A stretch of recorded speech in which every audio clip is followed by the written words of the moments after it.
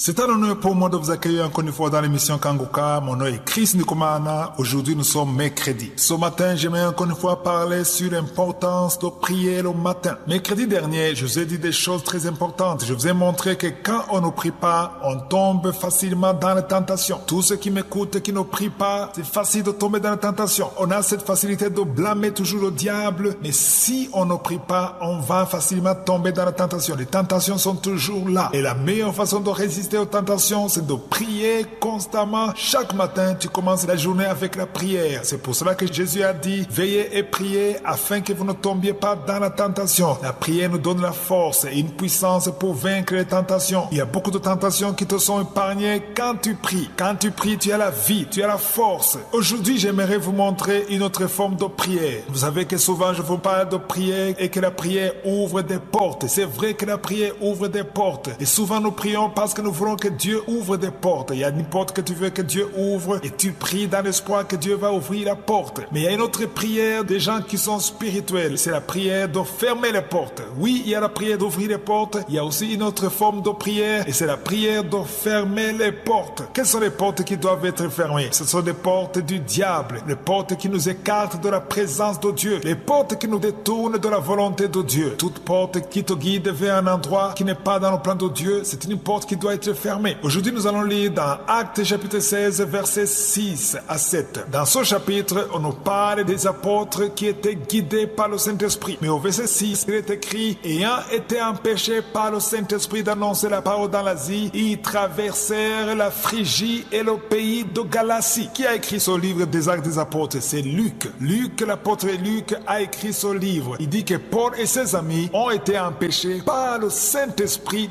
d'annoncer la parole dans l'Asie. Essaie de relire ce verset dans ta Bible. On dit que le Saint-Esprit a empêché Paul et son équipe d'aller annoncer la parole dans l'Asie. Une question s'impose ici. Est-ce que Dieu ne veut pas que la parole soit prêchée en Asie? Bien sûr que Dieu le veut. Est-ce que Dieu ne veut pas sauver les âmes, les païens qui sont en Asie? Oui, Dieu le veut. Mais ce n'était pas le temps, ce n'était pas le lieu. C'est pour ça que le Saint-Esprit les a empêchés. Autrement dit, le Saint-Esprit les a bloqués le chemin. Et quand il les a bloqués, ils ont été forcés de traverser la Phrygie et le pays de Galatie. Voilà comment le Saint-Esprit peut guider. Quand tu pries, il faut demander au Saint-Esprit de t'empêcher d'aller là où il ne faut pas aller. Il faut qu'il t'empêche d'aller où Dieu ne veut pas que tu ailles. Et au verset 7, il est dit, arrivé près de la Mysie, ils se disposaient à entrer en Bithynie, mais l'Esprit de Jésus ne le leur permit pas. Ce n'est pas notre esprit, c'est le même esprit. C'est le même Saint-Esprit qui est décrit comme l'Esprit de Jésus. Il ne le leur permet pas. Autrement dit, il les a empêchés. C'est-à-dire qu'ils étaient guidés par le Saint-Esprit. Il y a des portes que le Saint-Esprit peut fermer pour toi et il faut comprendre quand c'est le Saint-Esprit et il ne faut pas forcer. Le problème est que les enfants de Dieu n'écoutent pas le Saint-Esprit. Ils veulent à tout prix arriver à quelque chose. Tu as un plan, tu as un projet et tu veux absolument aller. Parfois, ça peut être un vol qui est annulé et tu vas condamner le diable alors que c'est le Saint-Esprit qui a bloqué ce vol. Il y a des situations où c'est le diable qui bloque, mais il y a aussi des situations où c'est le Saint-Esprit qui bloque. Comment savoir quand c'est le Saint-Esprit ou quand c'est le diable? C'est à travers la prière. Quand tu pries, tu vas discerner quand c'est le Saint-Esprit et quand c'est le diable. Parce que quand c'est le diable, tu vas prier et la porte sera ouverte. Une porte fermée par le diable finira par s'ouvrir. Mais quand la porte est fermée par le Saint-Esprit, il ne faut pas insister. Il ne faut pas insister parce que quand tu insistes, tu risques de briser la porte et de passer là où Dieu ne veut pas que tu passes. Apprenons à écouter le Saint-Esprit. Prie pour la direction du Saint-Esprit. Parce que la parole de Dieu dit dans Romains 8, verset 14, que ceux qui sont conduits par le Saint-Esprit sont des enfants de Dieu. Les fils de Dieu sont conduits par le Saint-Esprit. C'est vrai que nous nous sommes habitués à prier pour que les portes s'ouvrent. Mais aujourd'hui, je vous montre que parfois, le matin, quand tu prépares la journée, il faut prier pour que les mauvaises portes se ferment. Et quand tu vas prier comme ça, Dieu va le faire. Dieu ferme les portes qui ne viennent pas de lui. Il faut le dire dans ta prière. Tu es peut-être dans une relation de fiançailles. Tu es avec ton fiancé et un jour, ton fiancé te dit qu'il ne veut plus de toi. Sans aucune explication, il ne veut plus de toi. Il te plaque et tu pleures. Parfois, c'est Dieu qui ferme cette porte parce que ce n'est pas l'homme qu'il faut pour toi. Il y a un autre homme quelque part. Quand Dieu ferme, il faut demander si c'est Dieu ou si c'est le diable. Il y a un travail que tu veux absolument parce qu'il est mieux rémunéré. Tu vois le chèque que tu auras à la fin du mois, mais ce n'est peut-être pas le travail de Dieu. Prie pour que la porte de Satan soit fermée et que s'ouvre ta porte. Dieu fermera ce qui n'est pas de lui si tu le pries sincèrement.